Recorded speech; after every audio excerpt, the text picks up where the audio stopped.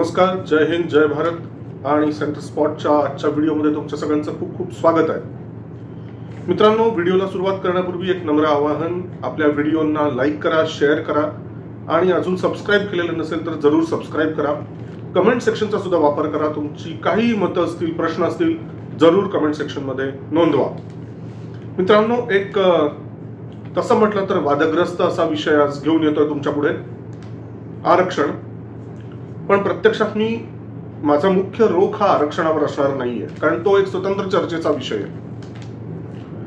माझ्या दृष्टीने आपल्या भारताचं अस्तित्व, भारताचं रक्षण, आपलं राष्ट्रहित हे जास्त महत्वाचं आहे. त्याच्यामुळे माझा मुख्य रोख तो असणार आहे. आणि दुसरी गोष्ट अर्थातच, आपण जे बहुसंख्य आहोत, जे हिंदू आहोत, जे आपण अस्तित्वाचा झगडा देतो आहोत, आपल्या अस्तित्वाच्यासाठी आणि आपल्या अस्मितेचं, आपली जी ओळख आहे ती आपली ओळख जपण्याच्यासाठी आपण संघर्ष करतोय. त्या दृष्टीने म्हणजे तो माझा मुख्य चर्चेचा हेतू असणार आहे. पण विषय असा आहे की हा मला मुद्दा जो आता मी घेतो, आरक्षणाशी संबंधित मुद्दे मी जनरली आपल्या चॅनलवरती मी घेत नाही. तो वादग्रस्त विषय, स्वतंत्र चर्चेचा विषय, म्हणून मी त्या खोलामध्ये जात नाही. दुसरं एक महत्वाचं कारण आहे, आतापर्यंत मी आरक्षणासारख्या विषयावरती का चर्चा केलेली नाही, तर मला असे सगळे मुद्दे घ्यायचे नाहीत की ज्यामुळे आपल्या हिंदूंची शक्ती विस्कळीत होईल. पण केवळ हिंदूच नाही तर हिंदू आणि हिंदू मित्र यांच्यामध्ये जी दुफळी निर्माण होते, आपली जी एकी आहे, त्या एकीमध्ये खोडा घालण्याचं जे काही काम होतं ते यासारख्या चर्चांमुळे होतं, आरक्षणासारख्या मुद्द्यांमुळे होतं. केवळ आरक्षणच नाही, इतरही आहेत मुद्दे की ज्याच्यामुळे आपल्या एकीमध्ये बेकी येते. म्हणून मी जाणीवपूर्वक या विषयावरती चर्चाच करत नाही.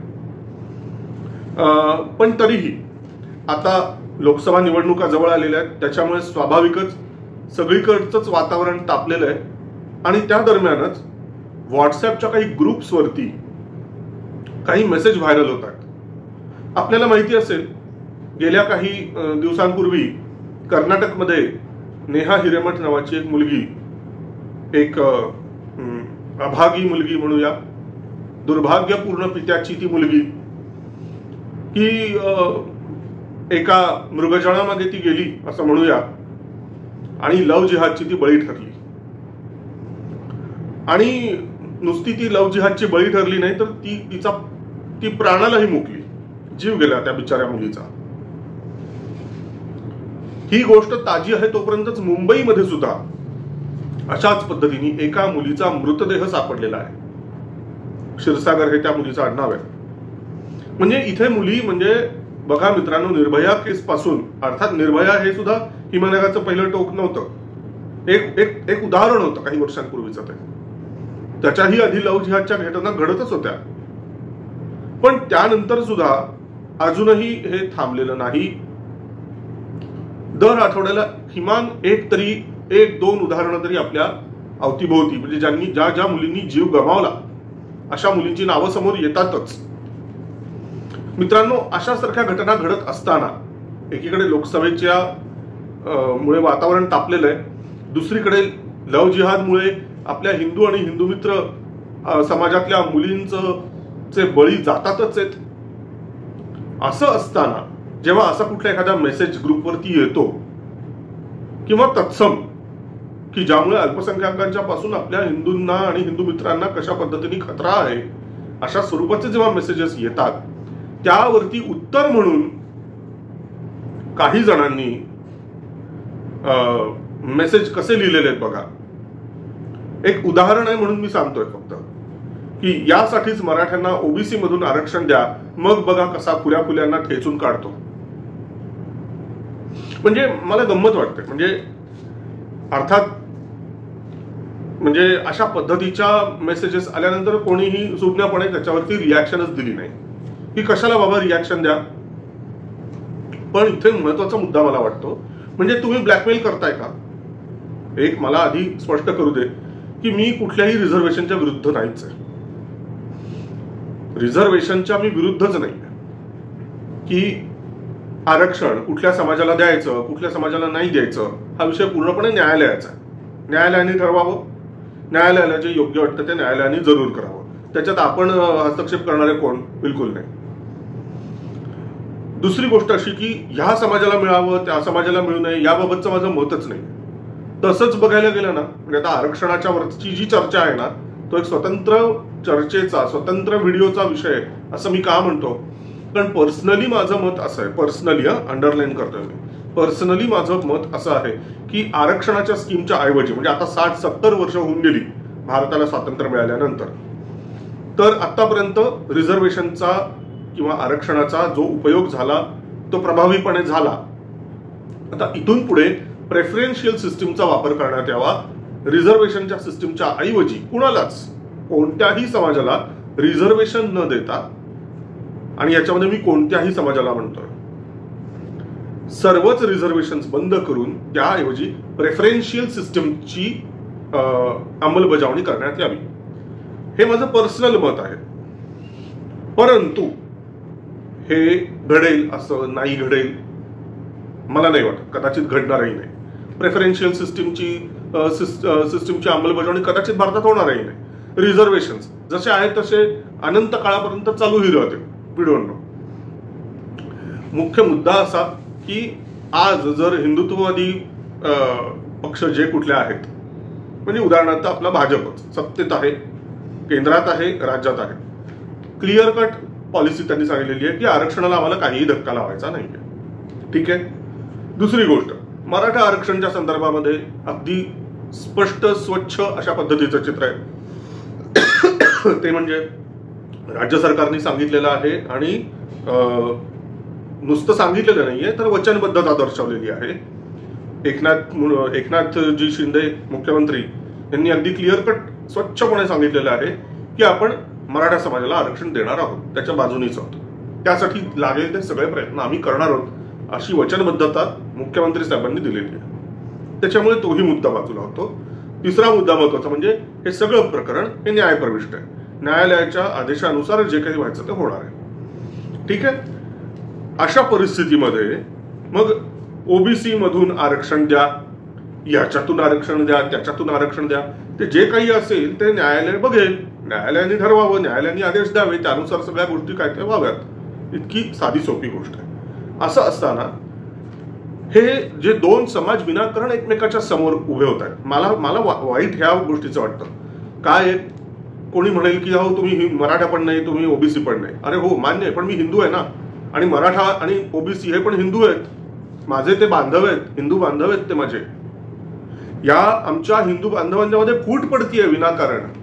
हे माझं दुःख आहे मित्रांनो. एक हिंदुत्ववादी म्हणून माझं हे दुःख आहे की ओबीसी मधून आम्हाला आरक्षण द्या. एकदा का आम्हाला आरक्षण मिळालं की मग बघा ह्यांना कसे आम्ही ठेचून काढतो. त्या XYZ म्हणजे जे कोणी आमच्या हिंदू समाजाच्या विरुद्ध म्हणून जे आव्हान उभं करतायत, आम्हाला जे कोणी त्रास देत आहेत, ज्या लव जिहादच्यामुळे किंवा अजून कशामुळे, ही अशी भूमिका का बरं? आम्हाला काहीतरी मिळालं की मग आम्ही काहीतरी करू.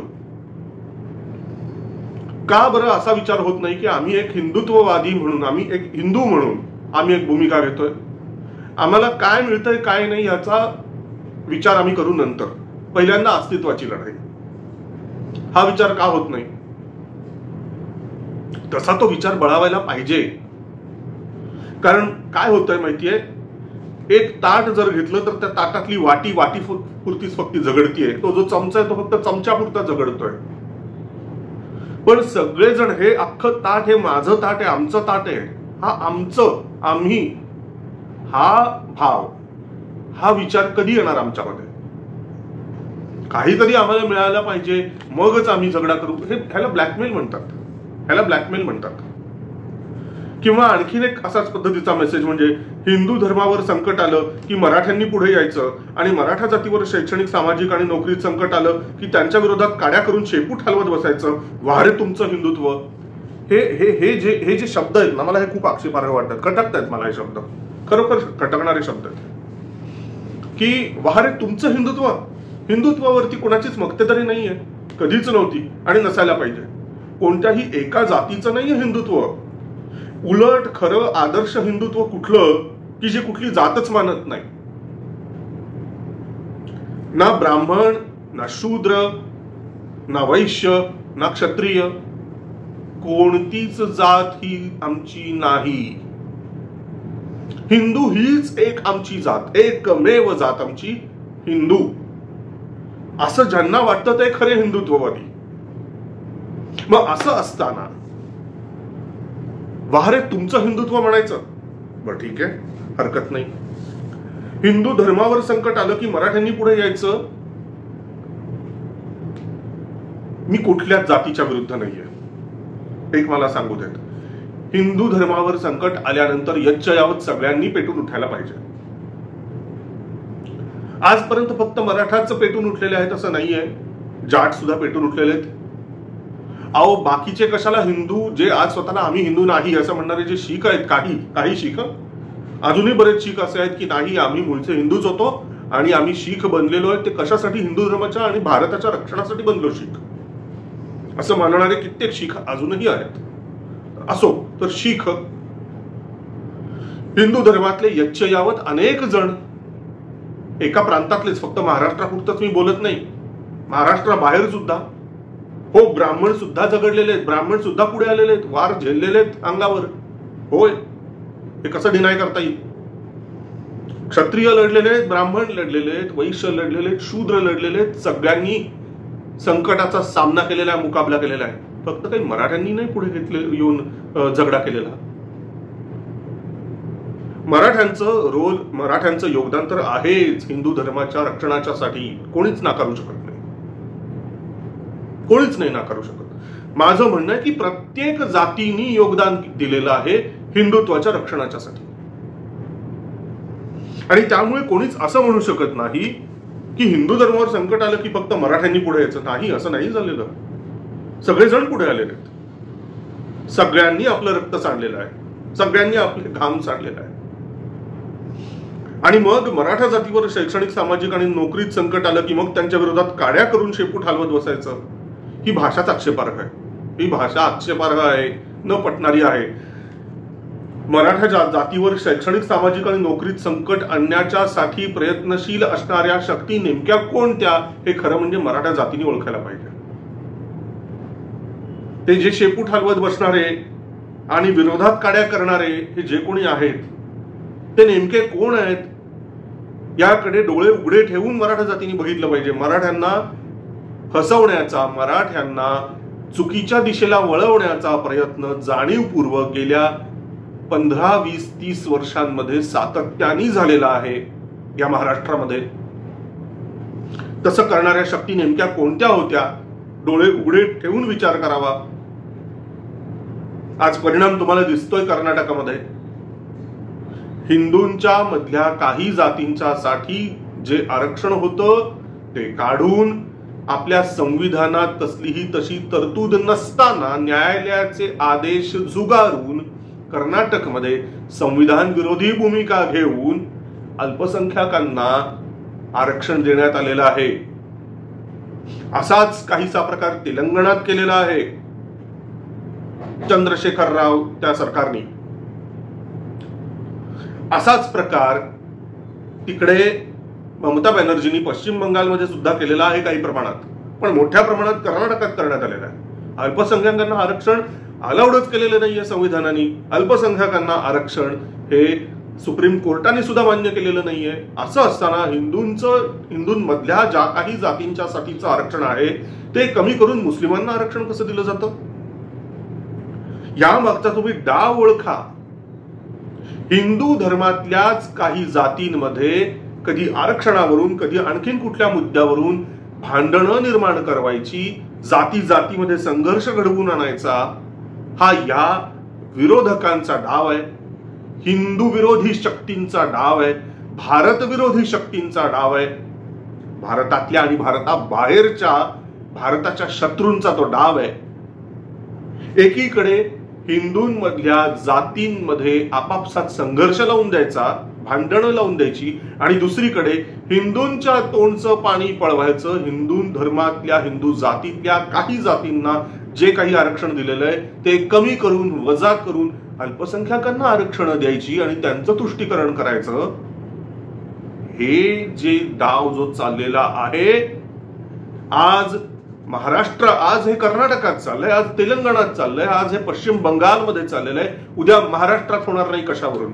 विरोधक तर उघडपणे म्हणतात हो आम्हाला मुस्लिमांना आरक्षण द्यायचंय, होय आम्हाला अल्पसंख्याकांना आरक्षण द्यायचंय, ते म्हणतायत, त्यांचा प्लॅन आहे तो.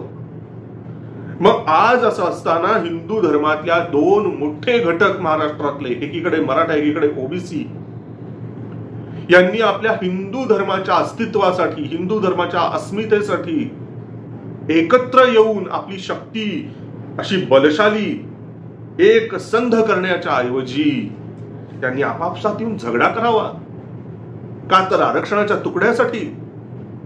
बरं, ही संघर्ष करून याची परिणती नेमकी कशात होणार आहे? खरंच ओबीसींना स्वतःचं आरक्षण टिकवता येणार आहे का? आणि खरंच मराठ्यांना ते ओरबाडून काढलेलं आरक्षण त्यांच्या पदरात, स्वतःच्या पदरात घेता येणार आहे का? का तुला ना मला घाल कुत्र्याला असं होणार आहे? त्या अल्पसंख्याकांच्या वाट्याला तर ते आरक्षण जाणार नाही ना. ह्या सगळ्याची परिणती नेमकी कशात होणार आहे मला कळत नाहीये. मला असं वाटतं की सध्याच्या सिच्युएशन मध्ये दोन्ही समाजांनी संयम ठेवायला पाहिजे. दोन्ही समाजांनी म्हणजे मला दुर्दैवानी हे म्हणावं लागतंय, सबंध सकल हिंदू समाजांनी असं म्हणायची इच्छा आहे मला प्रचंड, पण आज दुर्दैवानी असं म्हणावं लागतं की मराठा समाजांनी आणि ओबीसी समाजांनी सामंजस्याची भूमिका घ्यायला पाहिजे, सामोपचाराची भूमिका घ्यायला पाहिजे, समोरासमोर बसलं पाहिजे. आपले जे अंतर्गत जे संघर्ष असतील, मतभेद असतील, जे काही असतील ते आपापसात चर्चा करून सोडवायला पाहिजेत. एक खूप छान असं उदाहरण या संदर्भात एकांनी दिलेलं होतं की बाण असतो ना, बाणाच्या एका बाजूला असतात पिसं असतात आणि एका बाजूला असतं टोक, धारदार टोक असतं.